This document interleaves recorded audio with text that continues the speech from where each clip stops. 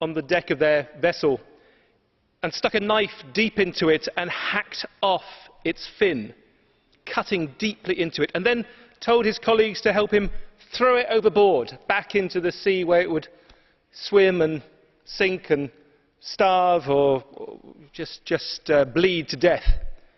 Either way, I mean, fishing is an inherently cruel activity, I suppose, but even by those standards, shark finning is an unpleasant one. Now, we thought we dealt with the problem of shark finning some years ago.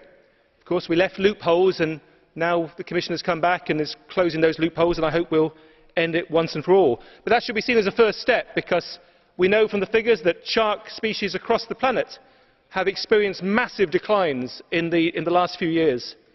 And this is a creature that's been on the planet for hundreds of millions of years, longer than mankind.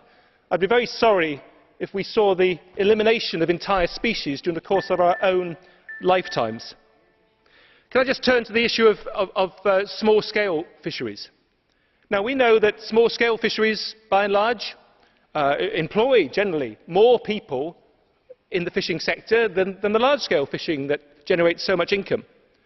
We also know that, by and large, it causes least environmental damage. And yet the number of times I hear people in my own country and elsewhere saying, it's all the fault of Brussels. We should be helping the small-scale fishermen. We should be giving them a bigger share of the catch. We shouldn't be penalising them. Why are we being so bad, so cruel to the small-scale fishermen?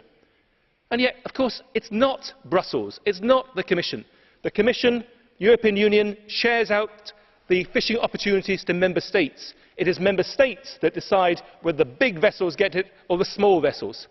Maybe some of the critics should spend less time criticising Brussels and more time criticising their own national capitals.